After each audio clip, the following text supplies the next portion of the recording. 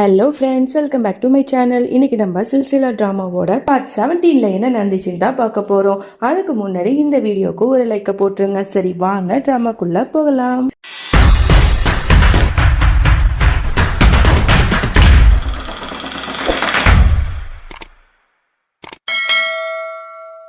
இங்கே ஒரு வழியா மௌலி நந்தினி தனியா வேற வீட்டுக்கு போறதுக்கு ஒத்துருப்பா. ஆனா அவ மனசுல கஷ்டமாவே இருக்கும். நான் உன்னை ரொம்ப மிஸ் பண்ணுவேன் நந்தினி அப்படின்னு சொல்லிட்டு அவ ரொம்ப வருத்தப்பட்டு பேசிட்டு இருக்கா. நானும் தான் உன்னை மிஸ் பண்ணுவேன், உன்னை அடிக்கடி நான் பாக்குறேன், நீயும் வரணும் சரியா அப்படின்னு சொல்லிட்டு ரெண்டு பேரும் எமோஷனலா பேசிட்டு இருக்காங்க.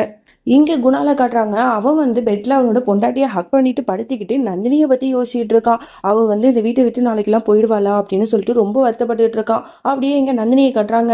அவ சொல்லிட்டு இருக்கா, எனக்கு என்னமோ இந்த வீட்டை விட்டு போகணும்னு எண்ணமே இல்லை, என்ற ஃப்ரெண்டு கூட இங்கேயே இருந்துடலான்னு தோணுது. ஆனா குணால் இப்படி சொல்றதுனால இதுக்கப்புறம் இந்த வீட்டுல இருந்தா சரியா இருக்காதுங்கிறதுக்காக தான் நான் போறேன்.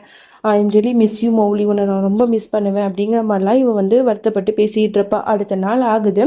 அப்பதான் சொல்லியிருப்பா, இந்த மாதிரி நான் பேங்க்ல போயிட்டு என்னோட நகைலாம் இருக்கு, அந்த நகையை எடுத்து தான் நான் வேற வீட்டுக்கு பணம் ரெடி பண்ணணும், அதனால நீங்க எனக்கு ஹெல்ப் பண்ணுங்கிற மாதிரி சொல்லியிருப்பா. அதனால குணாலும் அந்த பேங்க் இவளை ட்ராப் பண்றதுக்கு வரான்.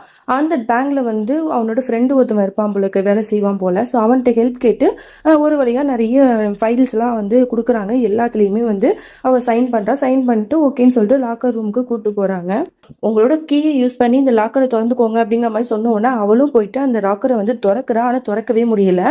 அப்பதான் என்னாச்சு ஏதாச்சுன்னு கேட்கும்போது, இல்ல எங்க டூப்ளிகேட் சாவி தான், ஒரிஜினல் சாவி ராஜ்தீப்ல தான் இருக்கு அப்படிங்கிற மாதிரிலாம் சொல்லும் போது இப்ப என்ன பண்றது அப்படின்னு சொல்லிட்டு யோசிச்சுட்டு இருக்கும் போது அந்த இடத்துக்கு சைக்கோ பையன் வந்துருவான். என்கிட்ட தான் இருக்கு சாவி, இந்தாங்க அப்படிங்கிற மாதிரி சொல்லுவான். உடனே அவனை அந்த இடத்துல பார்த்த உடனே குணாலுக்கு அவ்வளோ கோவம் வரும். டேய், நீ எதுக்குடா இங்க வந்த, ஒழுங்கு மாதிரியே போட வெளில அப்படின்னு சொல்லிட்டு கத்துன்னு கத்துவான். அப்புறம் அவனோட ஃப்ரெண்டுக்காரன் தான், இப்படிலாம் பண்ணாத அப்படின்னு சொல்லிட்டு பிடிச்சி இழுப்பான். இந்த பாருங்க, நான் சண்டை போறதுக்குலாம் இங்க வரல அப்படின்னு சொல்லிட்டு உடனே அந்த கீயை எடுத்து அவனே லாக்கர்ல ஓபன் பண்ணி நிறைய நகைலாம் இருக்கும், அது எல்லாத்தையுமே எடுத்து நந்தினி கையில கொடுப்பான். இந்த பாரு நந்தினி, நான் ரொம்ப கெட்டவனா இருந்துட்டேன், உன்னை நான் ரொம்பவே கஷ்டப்படுத்திட்டேன், இந்த நகைலாம் எனக்கு அப்படிங்கிற மாதிரி தான் நான் சொல்லிட்டு இருந்தேன். ஆனா இந்த நகை உன்னோடது தான், இதை நீயே எடுத்துக்க. என்னைக்கு நான் ஜெயிலுக்கு போயிட்டு வந்தனோ அன்னைக்கே நான் திருந்திட்டேன். இப்போ ஒரு புது மனுஷனா தான் உன் முன்னாடி நிக்கிறேன், உன் கூட வாழணும்னு நான் ஆசைப்படுறேன். நீ என்னை ஏத்துப்பியா, உனக்காக நான் எவ்வளவு நாள் ஆனாலும் வெயிட் பண்ணுவேங்கிற மாதிரிலாம் ரொம்ப நல்லவ மாதிரி பேசிட்டு இருக்கான். ஒரு செகண்ட் இவளுக்கே கன்ஃபியூஸ் ஆயிடுது, என்னடா அது மாறிட்டானா அப்படிங்கிற மாதிரி பார்த்துட்டு இருக்கா. இதெல்லாம் பார்க்கும்போது குணாலுக்கு செம்மையா கோவம் வருது. நந்தினி வா போலாம் அப்படின்னு சொல்லிட்டு அவளை கூப்பிட்டு போயிடுறான். கார்ல உட்காந்து திட்டிட்டு இருக்கான். அந்த பாரு நந்தினி, அவன் போய் சொல்றான், அவன் பேச்சை நீ நம்பாத, அவன் சரியான பொறுக்கி பைய அப்படி இப்படின்னு சொல்லிட்டு ரொம்ப கோவமா பேசிட்டு இருக்கான். அதோட வீட்டுக்கு வந்துடுறாங்க. மௌலியும் என்னாச்சு ஏதாச்சும் எல்லாம் ஓகேவா அப்படிங்கிற மாதிரி கேட்கும்போது அப்போ குணால் எல்லா விஷயத்தையும் சொல்றான். அந்த இடத்துக்கு அந்த சைக்கோ பைய வந்துட்டான் அப்படிங்கிற மாதிரி எல்லாத்தையும் சொல்லும்போது, என்னாச்சு பிரச்சனையாச்சா அப்படின்னு கேட்கும்போது அப்பதான் நந்தினி சொல்றா, அவர் திருந்தின மாதிரி தான் பேசிட்டு இருந்தாரு அப்படிங்கிற மாதிரி. அவன் சொல்றதுலாம் நீ நம்பாத, அவன் சரியான கிரிமினல், அவன் உன்னை ஏமாத்தணும் அப்படிங்கிறதுக்கு தான் இவன் நடிச்சிட்டு இருக்கான். அவன் ஏதோ ஒரு பிளான் வச்சிருக்கான் நந்தினி, இனிமே அவன்கிட்ட நீ பேசாத, அவன் கால் பண்ணாலும் இருக்காத, புரியுதா?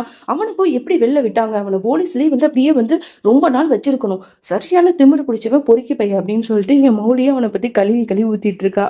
அதோட அடுத்த நாள் ஆகுது. இங்க நந்தினி வேலை பார்த்துட்டு இருக்கா. அப்போ யாரோ ஒருத்தவங்க ஃப்ளவர்ஸ் கொடுத்துருக்காங்க. அதுவும் நந்தினி உங்களுக்கு தான் வந்திருக்கு அப்படின்னு சொல்லிட்டு வேலைக்காரி எடுத்துட்டு கொடுக்குறா. அந்த ஃப்ளவரை நல்லா பாக்குறா. இது யார் அனுப்பியிருப்பா அப்படின்னு சொல்லிட்டு நல்லா ஒத்து பார்க்கும்போது, I love you Nandini Rajdeep அப்படின்னு சொல்லிட்டு போட்டிருக்கு. ஓ, இவன் தான் அனுப்பியிருக்கானா அப்படின்னு சொல்லிட்டு பார்த்துட்டு இருக்கா. அங்க இருக்கிறவங்க எல்லாரும் கேட்டுட்டு இருக்காங்க, என்னாச்சு அது யார் அனுப்புனா அப்படிங்கிற மாதிரி கேட்டுட்டு இருக்காங்க. அவ எதுவுமே சொல்லாம அந்த ஃப்ளவரை ஒண்ணு அடுக்கி வச்சிட்டு இருக்கா.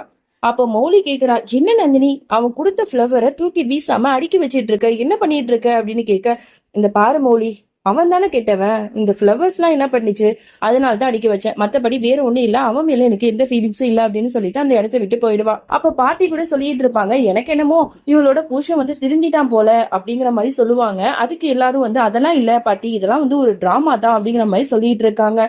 இவ ரூமுக்கு போனதுலேருந்து இவளுக்கு ரொம்பவே குழப்பமா இருக்கு. ஒருவேளை நம்மளோட புருஷன் திருந்திட்டானா, அவன் கூட நம்ம சேர்ந்து வாழலாமா அப்படின்னு சொல்லிட்டு ரொம்ப பயங்கரமா திங்க் பண்ணிட்டு இருப்பா. அந்த இடத்துக்கு பாட்டியும் வந்துடுறாங்க. உடனே பாட்டி பேச ஆரம்பிக்கிறாங்க. அந்த பாருமா, எனக்கு என்ன தோணுதுன்னா உன்னோட புருஷன் திருந்திட்டான்னு தோணுது.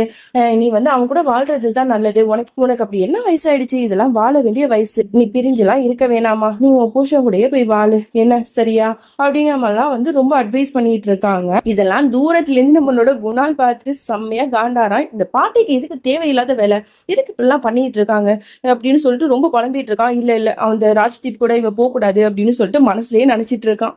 எப்படி இவர் வந்து அவரு கொண்டாட்டி கூட இருப்பாராம், ஆனா நந்தினி வந்து அவங்க புருஷன் கூட போக கூடாதான். என்னடா இது கொடுமை அப்படிங்கிற மாதிரி தான் இருக்கு. அப்புறம் குணால் வந்து பாட்டியை படுக்க வச்சுட்டு சரி நந்தினிட்ட பேச போலாம் அப்படின்னு சொல்லிட்டு அவளோட ரூமுக்கு போவான். கரெக்டா இங்க ராஜ்தீப் வந்து நந்தினிக்கு கால் பண்ணியிருப்பான் போல. அவன்கிட்ட இவ பேசிக்கிட்டு இருக்கா. உடனே இதை கேட்ட உடனே அவனுக்கு செம்மையா காண்டாவது. என்னடா அது இவ பேச ஆரம்பிச்சிட்டாளா அப்படின்னு சொல்லிட்டு அப்படியே வரும்போது அங்க மௌலி நிப்பா. என்னாச்சு குணால் அப்படின்னு சொல்லிட்டு நந்தினி பார்க்க போகும்போது இல்ல நீ போவாத, நந்தினி வந்து அந்த சைக்கோபைல்ட்ட தான் பேசிட்டு இருக்கா அப்படின்னு சொன்ன உடனே இவளுக்கு கோவம் வரும். என்ன சொல்ற, அவன்கிட்ட போய் இவன் என்ன பேசுறா, அவா போய் பார்க்கலாம் அப்படின்னு சொல்லிட்டு உள்ளாக்க போய் பாக்குறாங்க. டக்குனு இவங்க வர சத்தை கேட்ட உடனே அவ போனை கட் பண்ணி ஒளிச்சிருப்பா போல.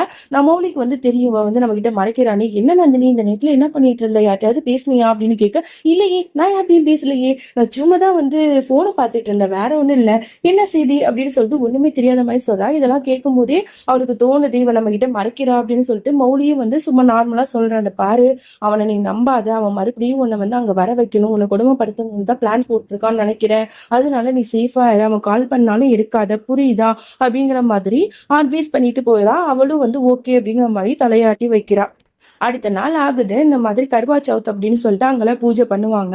இந்த மாதிரி தன்னோட புருஷன் வந்து நீண்ட ஆயுளோட இருக்கணும் அப்படின்னு சொல்லிட்டு அந்த நாள் முழுக்க விரதம் வந்து இருப்பாங்க. அதுக்காக மௌலிக்கு வந்து அவங்களோட மாமியார் வந்து ஒரு கிஃப்ட் பேக் வந்து கொடுப்பாங்க. அதுல வந்து புது சாரி, வளையல், பொட்டு, ஜுவல்ஸ் எல்லாமே இருக்கும். அதை வந்து கொடுக்கும்போது இவ்வளவு ஹாப்பியா வந்து வாங்கிக்கிறா. இதெல்லாம் பார்க்கும்போது நந்தினிக்கு வந்து பழைய விஷயத்தான் ஞாபகம் வரும். அவ புருஷனுக்காக விரதம் இருந்திருப்பா. நீங்க வந்து இந்த மாதிரி தண்ணி கொடுத்தா தான் நான் அந்த விரதத்தை முடிக்க முடியுங்க அப்படிங்கிற மாதிரிலாம் சொல்லுவா. உடனே ஓ அப்படியாமா அப்படின்னு சொல்லிட்டு அந்த தண்ணியை வந்து அவளுக்கு கொடுக்க வருவான். அப்படி என்ன நினைச்சான்னு தெரியல, அதை கீழே போட்டு உடைச்சிட்டு இவளை வந்து ரொம்பவே வந்து ஹர்ட் பண்றான். ரொம்ப முக்கியம், இந்த மாதிரி விரதம் இருந்தா நான் வந்து நீண்ட ஆயுளோட இருப்பேனா அப்படி இப்படின்னு சொல்லிட்டு இவளை ரொம்ப வந்து இன்சல்ட் பண்ணி அடிச்சிருப்பான். ஸோ இது எல்லாத்தையுமே நினைச்சு பார்த்து அவ ரொம்பவே வருத்தப்படுவா. அதோட ரூம்ல வந்து அவ இதெல்லாம் யோசிச்சுட்டு நிற்கும் போது அங்க வேலைக்காரி ஒருத்தவ வந்து இந்த பாருங்க உங்களுக்கு வந்து ஏதோ வந்து வந்திருக்கு பாருங்க அப்படிங்கிற மாதிரி சொல்லுவா. என்னடா அது அப்படின்னு சொல்லிட்டு அது ஓப்பன் பண்ணி பார்த்து அவளுக்கு கொஞ்சம் ஷாக்கா இருக்கும். என்னன்னா அந்த மாதிரி மௌலிக்கு கொடுத்த அதே கிஃப்ட் பாக்ஸ், அதாவது அந்த சாரி, ஜுவல்ஸ், வளையல் எல்லாமே வந்து அதுல கொடுத்துருப்பாங்க. இது யார் அனுப்பியிருப்பா அப்படிங்கிற மாதிரி நந்தினி பார்த்துட்டு இருக்கும்போது அதுல வந்து ஒரு லெட்டர் இருக்கு. அதுலதான் தெரியுது ராஜ்தீப் தான் அனுப்பியிருக்கான் போல. என்னோட பாசமான மனைவிக்காக நான் உனக்கு ஸ்பெஷலா அனுப்பியிருக்கேன், எனக்கு தெரியும் நீ வந்து எனக்காக விரதம் இருப்ப அப்படின்னு சொல்லி இதுல எல்லாம் உனக்கு ரொம்ப நம்பிக்கை இருக்குல்ல, அதனாலதான் நான் உனக்காக ஸ்பெஷலா இந்த கிஃப்ட் பாக்ஸ் அனுப்புனேன், உனக்கு பிடிச்சிருக்கா அப்படிங்கிற மாதிரிலாம் அதுல எழுதி அனுப்பியிருப்பான். இவளுக்கு என்ன சொல்றதுன்னே தெரியாது. அப்பதான் வந்து மௌலி சொன்னதெல்லாம் ஞாபகம் வரும். இந்த மாதிரி நீ ராஜ்தீப் சம்பந்தமா எதை பத்தி யோசிக்க கூடாது, அதே மாதிரி அவங்க கிட்ட நீ பேசவும் கூடாது அப்படிங்கிற மாதிரிலாம் சொல்லியிருப்பாள். ஐயோ இதை மட்டும் பார்த்தானா அவ இன்னும் கொஞ்சம் கோவப்படுவாளே அப்படின்னு சொல்லிட்டு அவளுக்கு தெரியக்கூடாதுங்கிறதுக்காக ஒரு கபோர்ட்ல இது எல்லாத்தையுமே அப்படியே மறைச்சு வச்சிருவா. இங்க மௌலி வந்து கோயிலுக்கு போகலாம் அப்படின்னு சொல்லிட்டு ட்ரெஸ் எல்லாம் பண்ணிட்டு கிளம்பிடுவான். அப்பதான் வந்து போகும்போது இவளுக்கு ஒரே யோசனையா இருக்கும். நம்ம எல்லாரும் போயிட்டா நந்தினி மட்டும் இங்க தனியா இருப்பாளே, அம்மா நந்தினியையும் நம்ம கூட கோயிலுக்கு கூட்டு போலாமா அப்படிங்கிற மாதிரி பேசும்போது உடனே வந்து அவங்களும் ஒத்துக்கிறாங்க. நீயும் வாமா அப்படிங்கிற மாதிரி நந்தினியை சொல்லும் போது எல்லாரும் ஃபேமிலியோட சேர்ந்து கோயிலுக்கு போறாங்க. நந்தினியும் வந்து அந்த கோயிலை வந்து ஃபுல்லா சுத்தி பார்த்துட்டு அப்படியே வரா. அப்பதான் வந்து கடவுள்கிட்ட ப்ரே பண்ணிட்டு இருக்கா. கடவுளே எனக்கு என்ன சொல்றதுனே தெரியல, எனக்கு ரொம்பவே குழப்பமா இருக்கு, நீங்க தான் எனக்கு ஒரு வழி காட்டணும். ஒரு பக்கம் என்னோட புருஷன் அவன் வந்து என்னை ரொம்பவே கொடுமைப்படுத்திட்டு இருந்தான், அவனை விட்டு விலகணும் அப்படின்னு சொல்லிட்டு நான் வந்து முடிவு பண்ணிட்டேன், அந்த சமயத்துல நான் திருந்திட்டேன் அப்படின்னு சொல்லிட்டு வந்து நிக்கிறான். இது உண்மையா பொய்யான்னு எனக்கு தெரியல, எனக்கு என்ன முடிவு இருக்குதுன்னு புரியல, எனக்கு கணவன் யாரு அப்படின்னு சொல்லிட்டு நீ எனக்கு கண்ணில் காட்டு அப்படிங்கிற மாதிரி கண்ணை மூடிட்டு வேண்டிட்டு இருப்பா. கண்ணை திறந்து பாக்குறா, எதுக்கு அவள குணால் நிக்கிறான். அந்த சமயத்துல அவளுக்கே ஒரு மாதிரியா ஃபீல் ஆகுது. இது என்னடா இது புது சோதனைங்கிற மாதிரி அப்படியே ஆச்சரியமா பார்த்துட்டு இருப்பா. இதோட இந்த பாட்டை நம்ம முடிச்சுக்கலாம். இதுக்கப்புறம் என்ன நடந்துச்சுன்னு சொல்லிட்டு நெக்ஸ்ட் பார்ட்ல சொல்றேன். அது வரைக்கும் தேங்க்யூ ஃபார் வாட்சிங். Bye friends.